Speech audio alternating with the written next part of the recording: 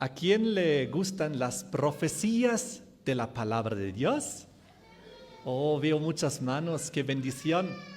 A mí me gustan mucho las profecías porque realmente son muy emocionantes estudiarlas. Yo en lo personal me convertí gracias a las profecías.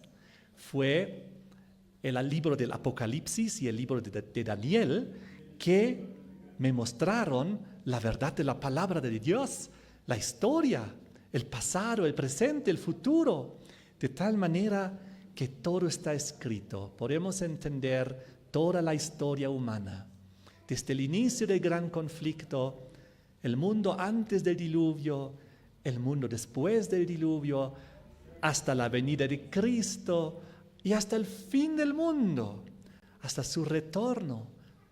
Todo lo podemos entender gracias a las profecías. Jesús decía en Mateo capítulo 24 algo muy significativo, y yo les voy a invitar a los que tienen Biblia a buscar conmigo los pasajes. Mateo 24, aquí Jesús está en el templo. Así como nosotros hoy estamos aquí en un templo, Jesús, pero estaba en el templo de Jerusalén y había sido recientemente reinaugurado. Era bien bonito el templo. Los judíos estaban muy orgullosos de su templo, estaban muy felices de adorar ahí. Pero Jesús había pronunciado unas palabras en Mateo 23, versículo 37. Jerusalén, Jerusalén, que matas a los profetas y apedreas a los que te son enviados. Oh, qué tremendo. Uno podría pensar que quisiera escuchar palabras como: Jerusalén, Jerusalén, tú que proclamas la verdad a las naciones. Algo así sería más bonito, ¿no? Pero dice: tú que matas a los profetas, que apedreas a los que te son enviados. ¿Cuántas veces quise juntar a tus hijos como la gallina junta sus polluelos debajo de sus alas, y no quisiste? ¿Cómo es posible que el pueblo de Dios no haya querido ser juntado bajo las alas de la gallina, que aquí representaba a Jesucristo, que Él quería juntar a todos sus hijos? Y aquí vuestra casa os es dejada desierta. ¿Qué palabras más fuertes al templo recién inaugurado hace pocos años atrás, después de 25 años de refacciones? Porque os digo que desde ahora no me veréis hasta que digáis: bendito el que viene en el nombre del Señor.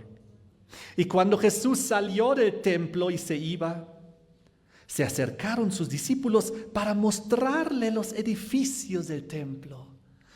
Parece que Jesús no estaba prestando mucha atención a esos detalles, porque Él salió nomás, Él tenía otra intención, y los discípulos le querían retener. Jesús, mira, mira, mira, qué hermoso el templo, qué hermoso los edificios, qué bello. Vengan conmigo a Lucas, porque aquí nos añade unas palabras a esta historia que nos lo hacen entender aún mejor. Dice en Lucas capítulo 21, versículo 5. Jesús está ahí y a unos que hablaban de que el templo estaba adornado de hermosas piedras y ofrendas votivas. Oh, ahí estaban hablando: mira Jesús, todo está tan hermosamente adornado, mira las hermosas piedras. Y en ese contexto, ¿cuál era la reacción de Jesús? En cuanto a estas cosas que veis, días vendrán en que no quedará piedra sobre piedra que no sea destruida. Yo pienso que eso no es lo que se imaginaban escuchar. Yo creo que ellos querían escuchar palabras positivas de Jesús. Así, qué maravillosa la construcción, qué bonita la piedra, qué hermoso el adorno. Pero las palabras de Jesús no fueron esas. Volvemos a Mateo 24, versículo 1, cuando los discípulos le muestran orgullosamente el templo. Versículo 2, respondiendo él les dijo: ¿veis todo esto? De cierto os digo que no quedará aquí piedra sobre piedra que no sea derribada. ¡Qué palabras duras! Entonces los discípulos quedaron pensativos. ¿A qué se refiere Jesús? ¿Por qué? ¿Por qué nos quita este gozo sabático? Aquí tan feliz hemos estado en el culto, aquí en sábado en el templo, y Jesús nos habla de estas palabras fuertes, de la destrucción del templo, y estaban seguramente preocupados, tristes. Y ahí ellos se acercaron a Jesús, versículo 3. Estando él sentado en el monte de los olivos, los discípulos se acercaron aparte diciendo: dinos, ¿cuándo serán estas cosas? ¿A qué se está refiriendo? ¿Cuándo serán estas cosas? ¿Cuándo será esta destrucción? Que no quedará piedra sobre piedra, lo que nos acabas de decir. Estamos preocupados, no nos deja esto en paz, estamos todo el tiempo pensando en esto. ¿Cuándo, Jesús, serán estas cosas de la destrucción del templo? Y también, ¿qué señal habrá de tu venida y del fin del siglo, del fin del mundo? Ellos querían saber acerca de la profecía que Jesús había dicho de la destrucción del templo. Porque Jesús había pronunciado una profecía. Porque Jesús dijo un evento futuro. Y esa profecía a la cual se refirió lo pone en el contexto de una profecía antigua. Porque un poquito más allá, en el versículo 15 y 16, les relata acerca de este evento de la destrucción. Y dice en el 15: por tanto, cuando veáis en el lugar santo la abominación desoladora de que habló el profeta Daniel, el que le entienda. Entonces los que estén en Judea huyan a los montes. El que esté en la azotea no descienda para tomar algo de su casa. El que esté en el campo no vuelva atrás a la ciudad para tomar su capa. Mas hay de los que estén encintas y las que críen en aquellos días. Jesús habla aquí de la destrucción de Jerusalén que iba a haber, de la destrucción del templo, aquella que él pone ahora en el contexto del libro de Daniel.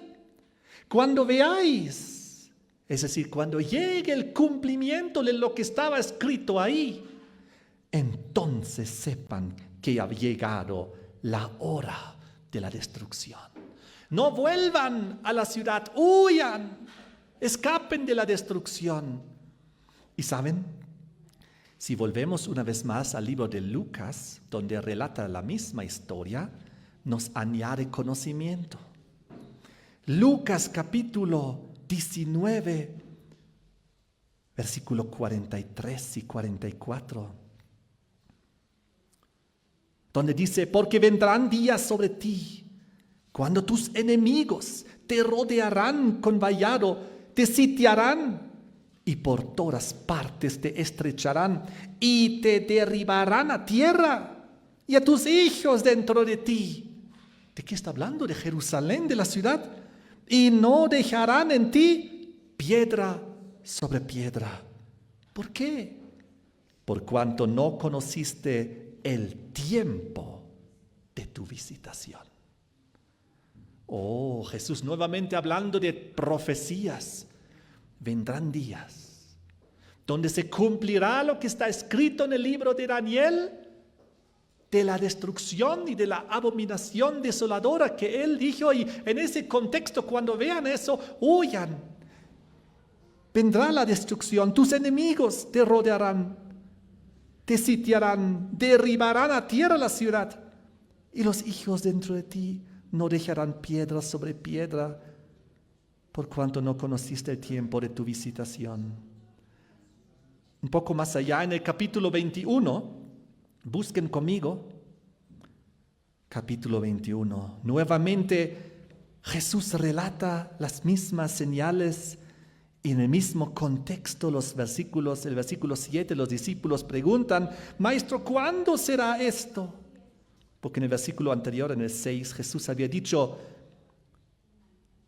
días vendrán en que no quedará piedra sobre piedra que no sea destruida.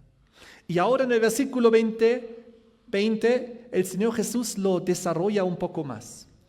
Pero cuando viereis a Jerusalén rodeada de ejércitos, ahí están los enemigos mencionados, ahí se ve la abominación desoladora en el lugar donde no le corresponde, según lo que había sido escrito en el libro de Daniel, la destrucción de Jerusalén y del templo.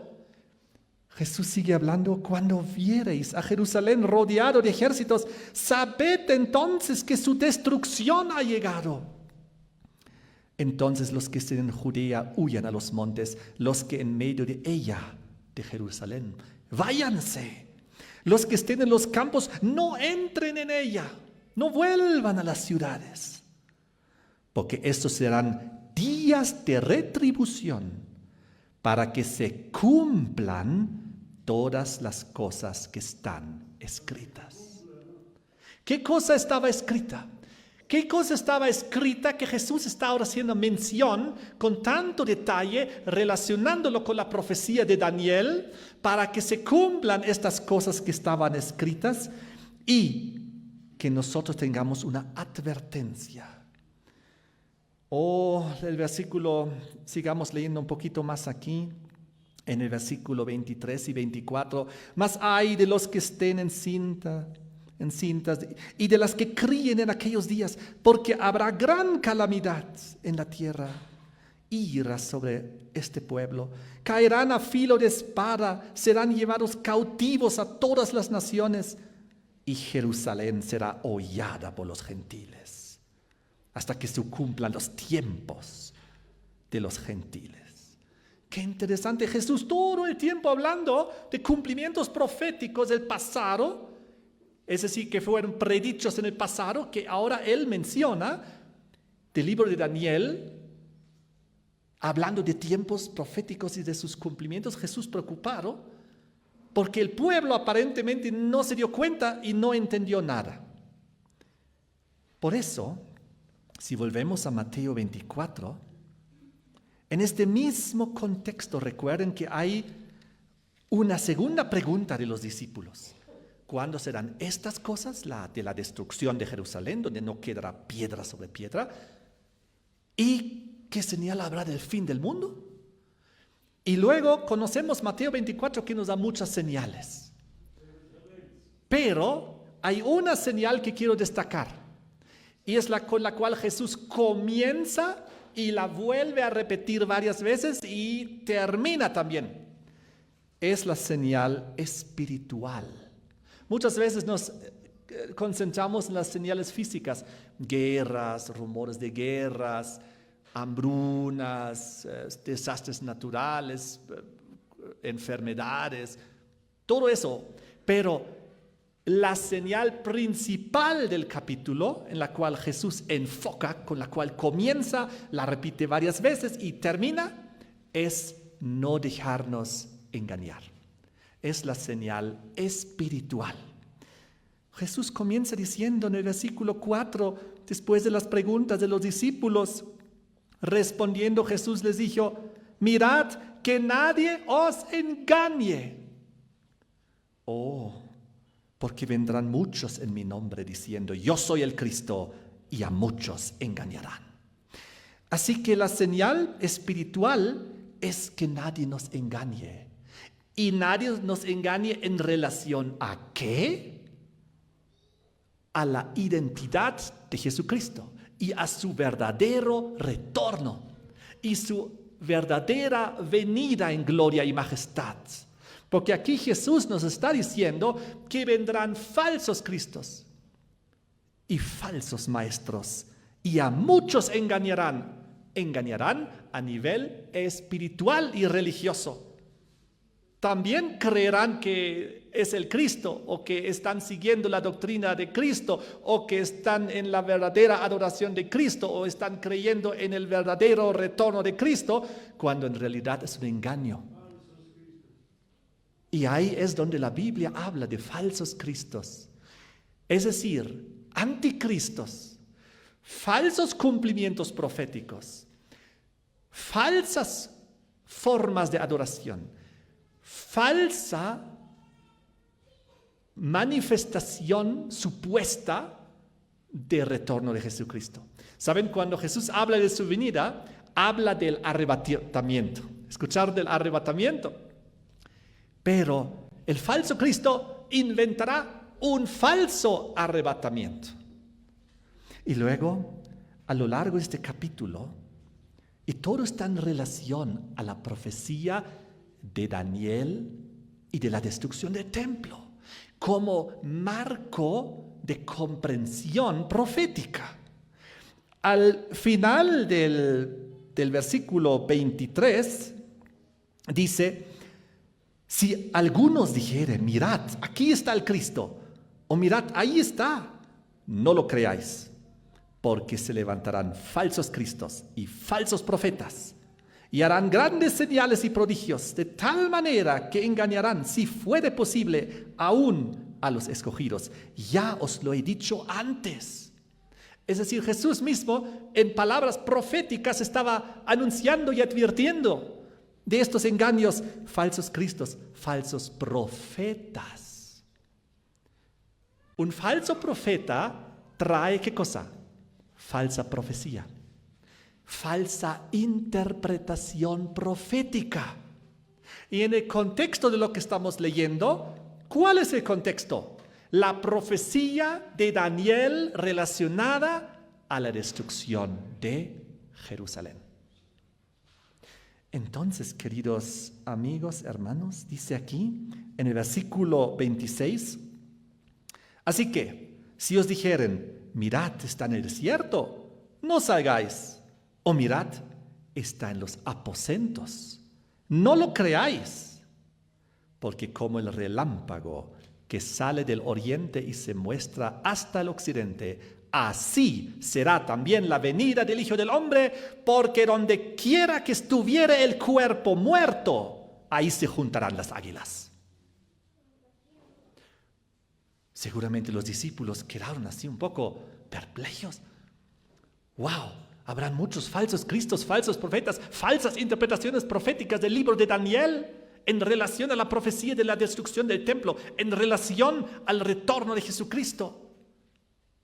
Y entonces Jesús les dice claramente, si alguien dice está allá o está aquí, no lo creáis. Jesús, cuando Él retorne, según las promesas bíblicas, todo ojo lo verá. Será el fin del mundo. Jesús ni siquiera tocará la tierra, dice la Biblia, sino nosotros seremos arrebatados para Él en el aire, en las nubes, para encontrarnos con Él ahí. Amén. Pero el anticristo, el falso Cristo, los falsos cristos, los falsos profetas proclamarán una falsa venida de Cristo y con ella engañarán a los cristianos, a casi todos, pero a nosotros no debe lograr engañarnos, porque nosotros debemos entender bien la palabra profética. Dice, si alguien dice que está en los aposentos, no lo creáis. ¿Qué significa aposento? Cuarto secreto. Así que Jesús, su retorno, no será ni en el desierto ni en un cuarto secreto, porque su venida no será secreta, sino será una venida repentina, poderosa, igual como el relámpago que sale de oriente y se muestra hacia el occidente. Así será también la venida del Hijo del Hombre, con poder y gloria. La Biblia describe en otros lugares con sus santos ángeles. Ustedes saben cómo es una tormenta. El otro día estaba yo en Santa Cruz Y después de tantos días y semanas de humo, de repente una lluvia poderosa, fuerte, durante casi toda la noche, con truenos y rayos y tremenda lluvia. Un rayo es muy rápido, viene acompañado por un trueno muy fuerte que te hace despertar. Todos lo saben, todos. No importa si eres cristiano o si eres ateo, todos experimentan lo mismo. No importa si esperas o no esperas, si crees o no crees. Cuando llega el momento de la tormenta y hay rayos, todo se ilumina inmediatamente, es rápido, es poderoso, no es secreto. Al contrario, el retorno de Cristo es poderosísimo. Pero los discípulos escucharon una frase muy extraña cuando hablaba del retorno de Cristo, que es como el rayo de oriente hacia el occidente, es decir, abarca todo el mundo, es global. Luego dice, de repente, porque donde quiera que estuviere el cuerpo muerto, ahí se juntarán las águilas. Uno podría decir, pero ¿qué tiene que ver este versículo y esta descripción tan fuerte con el retorno de Jesucristo? Porque saben, cuando venga Jesucristo, según la Biblia, el verdadero retorno que la Biblia describe será el evento también de la muerte de los impíos, de los incrédulos, de los rebeldes, de los que no se han preparado, de los que no se han alistado para encontrarse con el Señor. Ellos mueren en el momento del retorno de Jesucristo. Esto aquí es la descripción de la cena de Dios de Apocalipsis 19. Porque donde estuviere el cuerpo muerto, ahí se juntarán las águilas. Primero vengan conmigo a Lucas 17, versículo 37. Lucas 17, 37. Aquí vemos la misma historia, pero con otros detalles. Veámoslo juntos. Lucas 17, comenzamos desde el 20 en adelante, porque aquí dice la venida del reino. Preguntado por los fariseos cuándo había de venir el reino de Dios, les respondió y dijo, el reino de Dios no vendrá con advertencia, ni dirán, helo aquí o helo ahí, porque aquí el reino de Dios está entre vosotros. Estamos hablando del reino de la gracia, porque cuando vino Jesucristo estableció su reino de gracia entre nosotros. Y hoy este reino de gracia es vigente entre nosotros. Porque si tú has aceptado a Jesucristo como tu Mesías y tú le sigues, tú hoy en día ya perteneces a su reino celestial y eterno. Aunque todavía estás aquí. Por eso la Biblia dice que somos aquí abajo embajadores del cielo. Muy bien. Pero hay otra cosa que es su reino de gloria, que inicia también cuando nos viene a recoger y estemos con Él. Y Él reine después de los reinos terrenales, mundanos, de los reyes de este mundo y de los imperios. Dice así, dijo a sus discípulos, tiempo vendrá. Nuevamente la relación de los tiempos proféticos. Tiempo vendrá cuando desearéis ver uno de los días del Hijo del Hombre y no lo veréis. Y os dirán, helo aquí, helo allí. No vayáis, ni lo sigáis. ¿Por qué? Porque esos son los falsos cristos, los falsos profetas. Y ahora nuevamente dice, porque como el relámpago que al fulgurar resplandece desde un extremo del cielo hasta el otro, así también será el Hijo del Hombre en su día. ¿Saben? Hay muchos falsos cristos que ya vinieron. Y mucha gente les ha seguido y han dicho, yo soy Cristo, yo soy Jesucristo, yo he retornado. Y había falsos cristos en diferentes lugares del mundo. Pero ¿saben? Fácil para el que conoce la Biblia haberlos descubierto. Porque no se manifestó nada de lo que está descrito en la Biblia cuando estos falsos profetas, falsos cristos, estos engañadores aparecieron y engañaron a algunos. Miren cómo sigue. Pero primero es necesario que padezca mucho y sea desechado por esta generación. Versículo 26. Ahora da dos ejemplos muy importantes. Como fue en los días de Noé, así también será en los días del Hijo del Hombre. Comían, bebían, se casaban, se daban en casamiento hasta el día en que entró Noé en el arca y vino el diluvio y los destruyó a todos. Ahora sí entendemos cuando decía que donde estuviera el cuerpo muerto, ahí se juntarán las águilas. Porque Jesús dice que su retorno será como el tiempo de Noé. Vino el diluvio y los destruyó a todos. Y ahí estaba el cuerpo muerto para que luego las águilas ya devoren sus carnes. Miren, segundo ejemplo, versículo 28. Asimismo que sucedió en los días de Lot. Oh, recordemos Sodoma, Gomorra, esas ciudades impías. Comían, bebían, compraban, vendían, plantaban, edificaban. Mas el día en que Lot salió de Sodoma, llovió del cielo fuego y azufre y los destruyó a todos. Así será el día en que el Hijo del Hombre se manifieste. Oh, el día en que Dios se manifieste, cuando Jesús vuelva, habrá un remanente rescatado.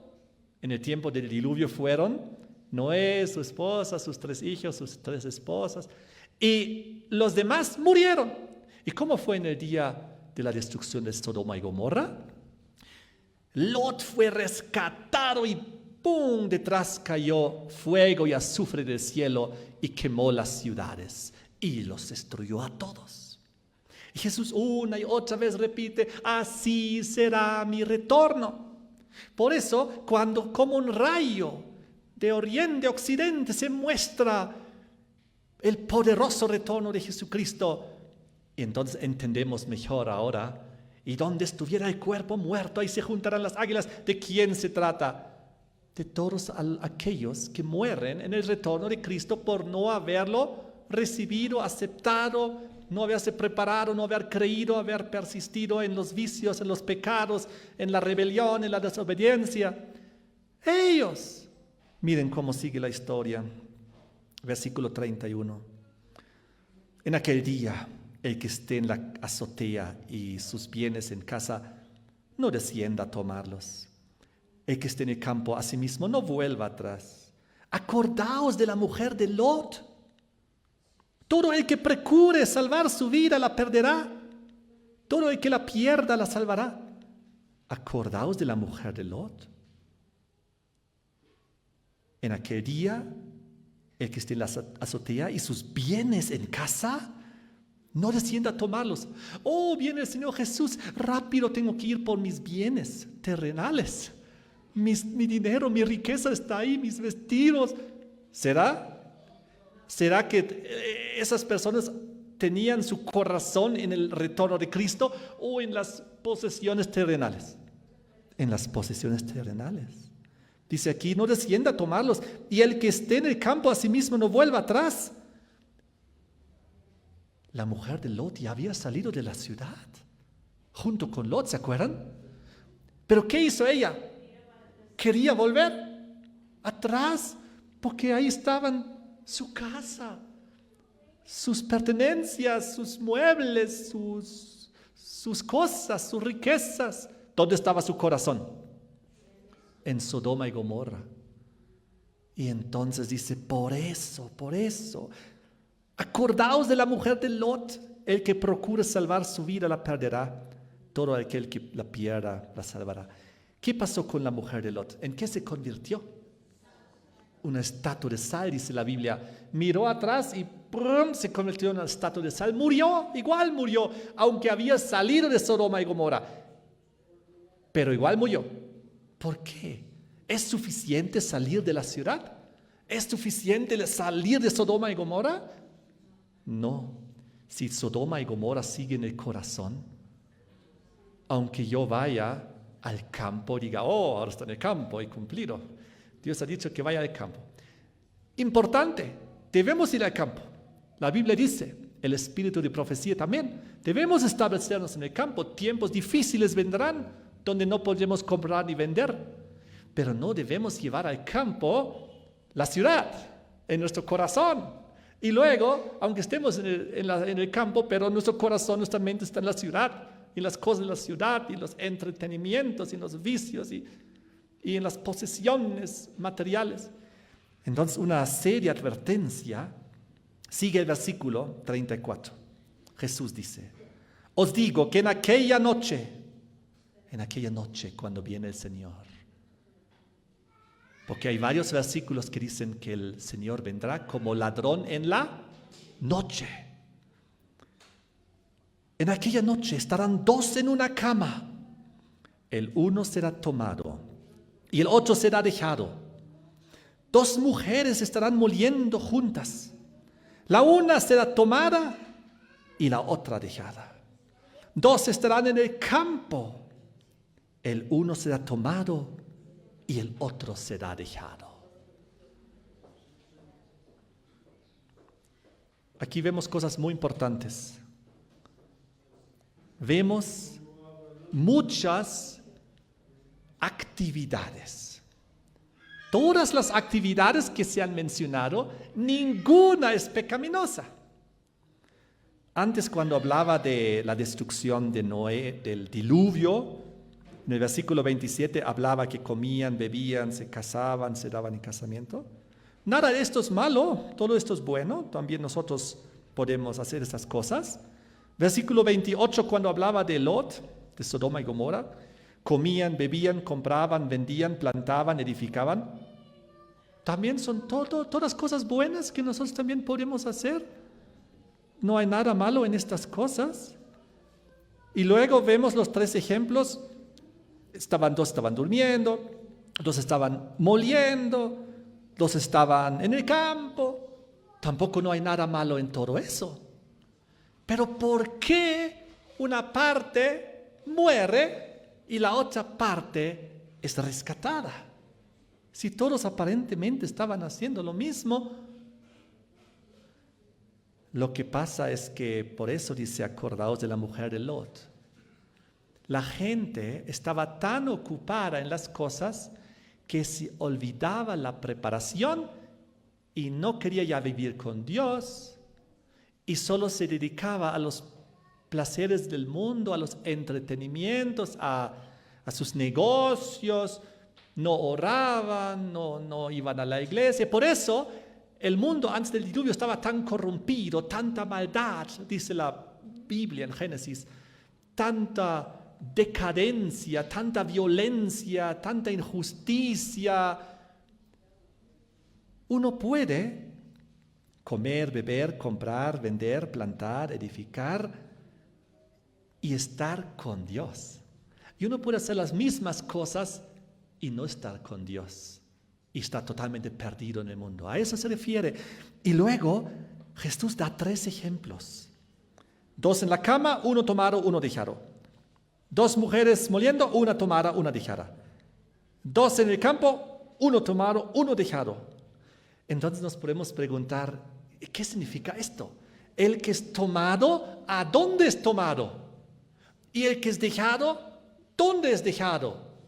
Y Jesús da la respuesta en el siguiente versículo. Y respondiendo Jesús, le dijeron, ¿dónde, Señor? ¿Dónde? Los discípulos escucharon el relato de Jesús, uno tomado, uno dejado, uno tomado, uno dejado. Y luego preguntaron, ¿dónde? ¿Y a qué se refieren? ¿Dónde son los llevados o dónde son los dejados? No hay otra, hay una de esas dos opciones. ¿A qué se referían?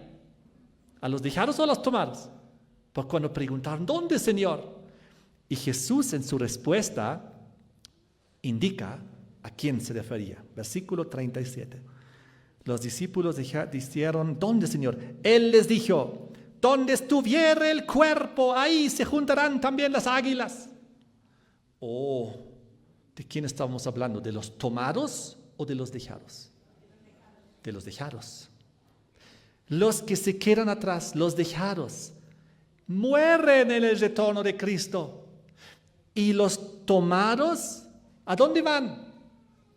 Son arrebatados cuando viene Jesús para recibir al Señor en el aire, y así estaremos siempre con el Señor. Amén. Ahorita lo vamos a ver con más pasajes. Por eso, Jesús, antes de este ejemplo de su venida, Él decía, les voy a dar dos ejemplos, de ejemplo del diluvio, de ejemplo de Sodoma y Gomorra, para que no quede duda alguna. Cuando vino la destrucción en el diluvio, unos cuantos tomados, los rescatados, los salvados, los hijos de Dios obedientes, y los demás dejados y destruidos. Lo mismo Sodoma y Gomorra, unos cuantos tomados y los demás dejados, destruidos. Y así será la venida del Hijo del Hombre. Donde estuviera el cuerpo muerto, ahí se juntarán las águilas. Y ahora sí, antes les hablé de Apocalipsis, donde habla de la gran cena de Dios. Vean conmigo Apocalipsis capítulo 19. Apocalipsis 19 nos presenta dos grandes cenas. Una cena positiva, en la cual debemos nosotros participar, es la cena del versículo 7 al 9, donde dice: gocémonos y alegrémonos y démosle gloria, porque han llegado las bodas del Cordero, y su esposa se ha preparado. Y a ella se le ha concedido que se vista de lino fino, limpio y resplandeciente, porque el lino fino es las acciones justas de los santos. Y el ángel me dijo: bienaventurados los que son llamados a la cena de las bodas del Cordero. Oh, bienaventurados los salvos que pueden ser parte de la cena de las bodas del Cordero. Pero luego el mismo capítulo nos habla de una segunda cena a la cual no debemos ir, no debemos participar. Se llama la gran cena de Dios. Suena positivo, ¿no? Oh, la gran cena de Dios, yo quisiera estar en la gran cena de Dios.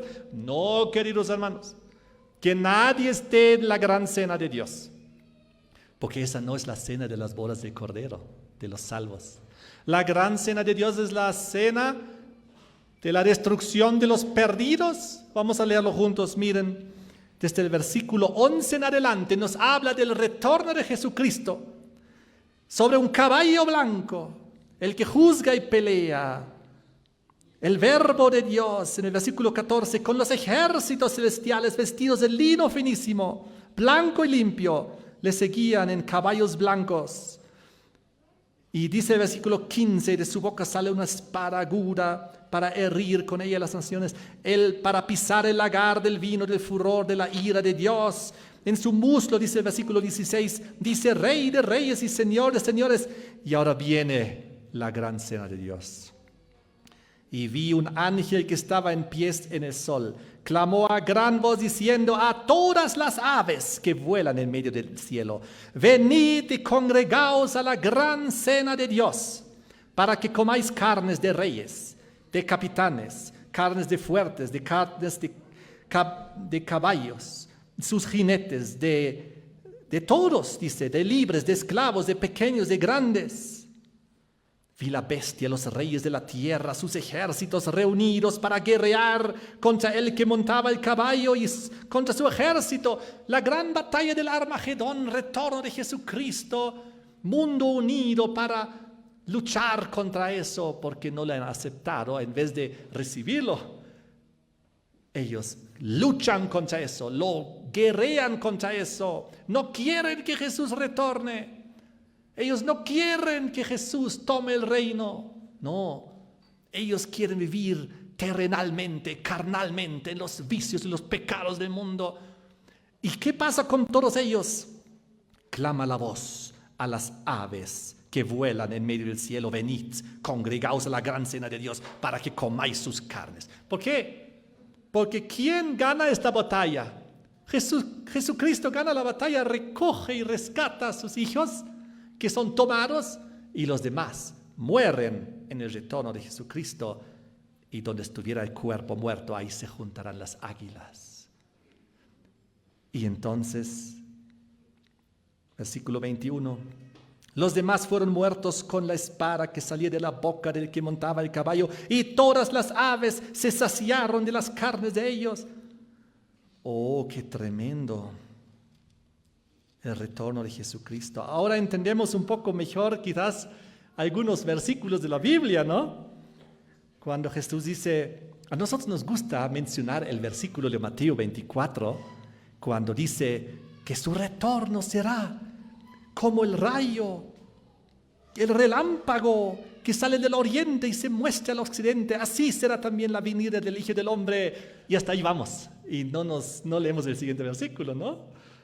Pero tenemos que leer el siguiente versículo para entender el contexto.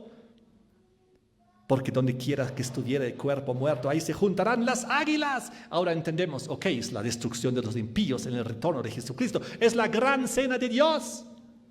Por eso tenemos que estudiar la Biblia. Eso es el momento donde los impíos mueren, los que son dejados. Dos en la cama, uno tomado, otro dejado. Dos en el molino, uno tomado, otro dejado. Dos en el campo, uno llevado, otro dejado. Y pregunta, ¿dónde, Señor? ¿Dónde? ¿Dónde se quedan los dejados? Donde estuviera el cuerpo, ahí se juntarán las águilas. Muerte en el retorno de Cristo de los impíos. Entonces, ahora sí entendemos esto un poco mejor. Y les quiero dar un importante ejemplo. Vamos a leer unos 2 versículos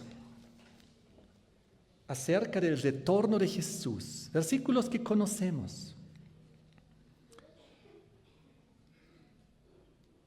Apocalipsis nos habla del arrebatamiento de Jesucristo. ¿Sabían ustedes que Jesús fue arrebatado al cielo? Claro que sí. Apocalipsis capítulo 12. Después de su ministerio en la tierra, después de su bautismo y desde sus 3 años y medio de ministerio, después de su muerte en la cruz, después de su resurrección y su ascensión, estaba todavía unos días con los discípulos y luego dice que fue al cielo, ¿correcto? Ahora vamos a analizar cómo fue al cielo. Apocalipsis 12, el versículo 5. Habla de Jesús. En el versículo 4, como el dragón quería devorar al niño tan pronto como naciese. Sabemos que el diablo, a través de errores con la matanza de los niños, intentaba matar a Jesús tan pronto como naciese, pero no lo logró porque Dios intervino. Y ella dio a luz un hijo varón que regirá con vara de hierro a todas las naciones. Es justo lo que acabamos de ver en Apocalipsis 19, el verbo de Dios, Señor de señores, Rey de reyes, que con la vara, él de hierro, él regirá todas las naciones. Jesucristo. Y ahora viene, y su hijo fue arrebatado para Dios y para su trono. ¿Cuándo fue arrebatado Jesús? ¿Dónde está la descripción del arrebatamiento de Cristo? En el libro de los Hechos. Vean conmigo. Hechos capítulo 1. Vamos al arrebatamiento de Jesús. Hechos capítulo 1. Aquí lo llama la ascensión. Pero podríamos poner ahí el arrebatamiento de Cristo. Dice Jesús, últimas palabras, de que el Espíritu Santo vendría sobre ellos en el versículo 8. Serán testigos para Dios en todo el mundo. Versículo 9. Habiendo dicho estas cosas, viéndolo ellos, fue alzado y le recibió una nube que le ocultó de sus ojos. Y estando ellos con los ojos puestos en el cielo, entre tanto que él se iba, y aquí se pusieron junto a ellos 2 varones con vestiduras blancas, los cuales también dijeron: varones galileos, ¿por qué estáis mirando al cielo? Este mismo Jesús que ha sido, ¿qué palabra utiliza? Tomado de vosotros al cielo, así vendrá como le habéis visto ir al cielo. Amén. ¿Cómo fue el arrebatamiento de Jesucristo? Fue visible. Estaban ahí reunidos y Él ascendió al cielo progresivamente. Ellos vieron cómo subía hasta que una nube lo ocultó y se fue. Ese es el arrebatamiento de Jesucristo. Y dice el versículo 11, ahora tenemos que entender este mismo Jesús que ha sido tomado de vosotros en el arrebatamiento, en las nubes. Así volverá como le habéis visto ir. Aquí vemos el ejemplo del verdadero arrebatamiento, visible, físico. Uno será tomado y el otro será dejado. El que será tomado es aquel que en el retorno de Cristo es arrebatado para encontrarse con Cristo en las nubes, en el aire. La misma experiencia de Cristo. Ese es el verdadero arrebatamiento bíblico. Vamos a verlo juntos. Vengan a Primera de Tesalonicenses. Primera de Tesalonicenses, muy importante. Todo lo que estamos estudiando aquí, tenemos que explicar a nuestros hermanos cristianos evangélicos de las diferentes denominaciones. Luego les voy a explicar por qué. Primera de Tesalonicenses, capítulo 4, versículo 15, desde el 13, habla de la venida del Señor. Tampoco queremos, hermanos, que ignoréis acerca de los que duermen, los que están muertos, para que no os entristezcáis como los otros que no tienen esperanza, porque nosotros sí tenemos esperanza en la resurrección. Porque si creemos que Jesús murió y resucitó, y podemos aquí añadir, y fue arrebatado, ¿no? Así también traerá con Jesús, Dios con Jesús, a los que durmieron en Él. Por lo cual os decimos esto en palabra del Señor, que nosotros que vivimos, que habremos quedado hasta la venida del Señor, aquí habla de aquellos que les tocará vivir el día del retorno de Jesús. Yo creo que es muy probable que seamos nosotros, la última generación, que verá a Jesús venir en gloria y majestad. Miren cómo dice así. Nosotros que vivimos, que habremos quedado hasta la venida del Señor, no precederemos a los que durmieron. Es decir, no nos adelantaremos para ir al Señor, a su presencia, antes que a los demás que habían fallecido. No. Juntos iremos. ¿Por qué? Dice el versículo 16.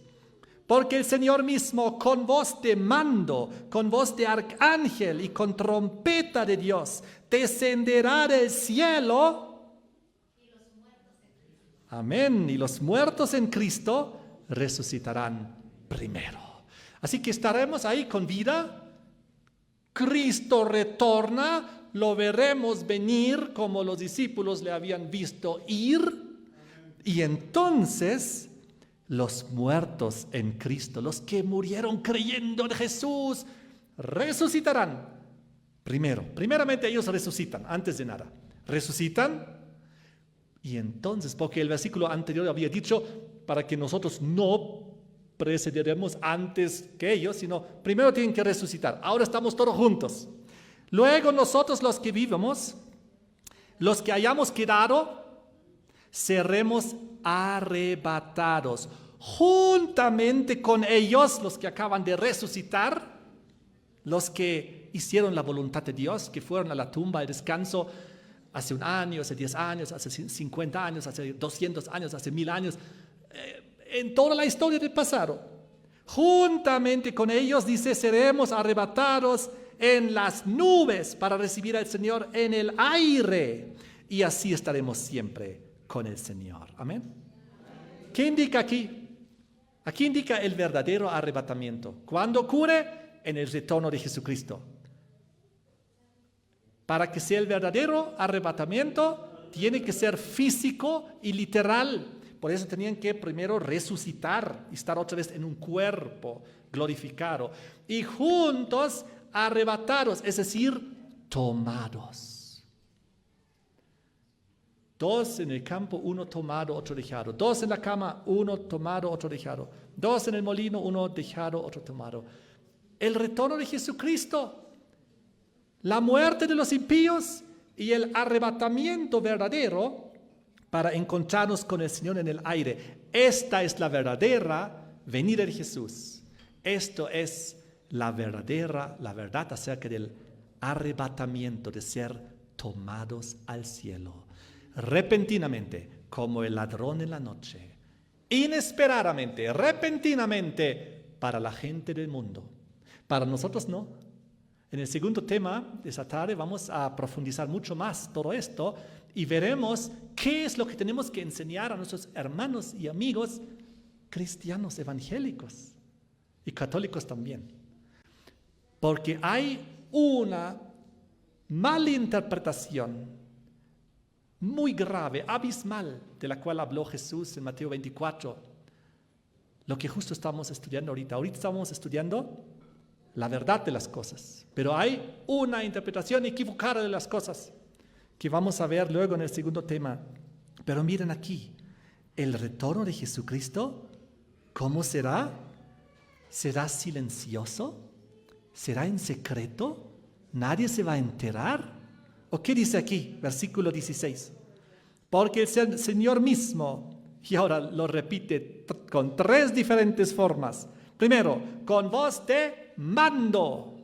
¿Cómo es la voz de mando? ¿Cómo es cuando un capitán, alguien tiene voz de mando? ¿Cómo es voz de mando? Fuerte, preséntese aquí. Voz de mando, fuerte, ¿no? Vengan aquí. Voz de mando. ¿Qué más dice aquí? Voz de arcángel. El arcángel es el ángel de entre los ángeles. Es poderosísimo. La voz poderosa de un ángel. Recuerden que en Apocalipsis 14, cuando dice que el mensaje, por ejemplo, los tres ángeles será proclamado como con voz de ángel, fuerte y poderoso. Así, con fuerza, con poder. Y luego viene la tercera descripción, y con trompeta de Dios. Les pregunto, ¿la trompeta es silenciosa, suave, apenas se la escucha? No, cuando se escucha la trompeta, todos la escuchan fuerte. 3 veces Dios repite aquí, para que nadie se engañe, nadie se confunda. El retorno de Jesucristo, el verdadero retorno, con el verdadero arrebatamiento, no será secreto.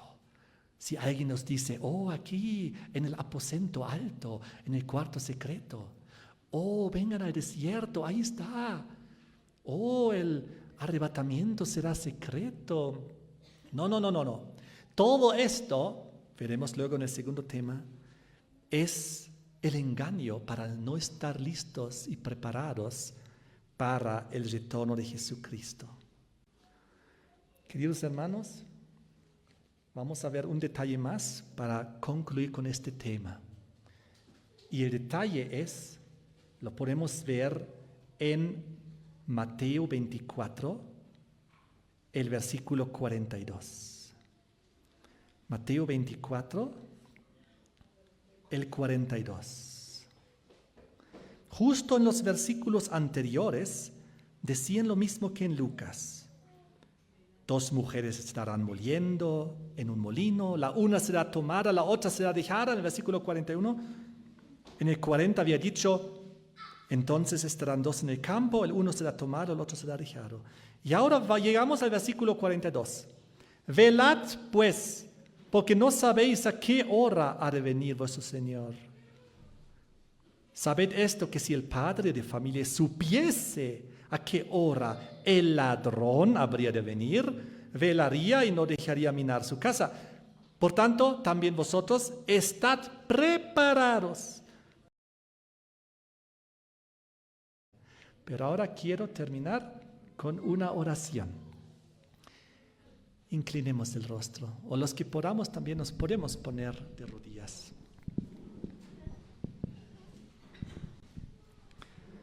Padre nuestro que estás en el cielo, te damos gracias por la verdad de tu palabra.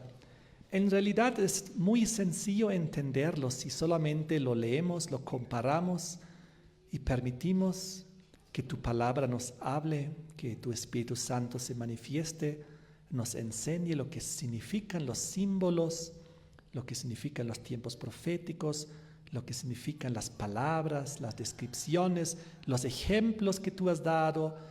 En realidad es muy sencillo entender y no ser engañado, Señor. Posiblemente sea más fácil saber la verdad que ser engañado, Señor, porque el que lee tu palabra se da cuenta, todo hace sentido, todo es lógico, todo es claro y transparente, no hay contradicciones. Te damos gracias por tu palabra. Te pedimos por todos aquellos que han escuchado este tema, bendícenos, acompáñanos. Te damos gracias en el nombre de Jesús. Amén. Amén.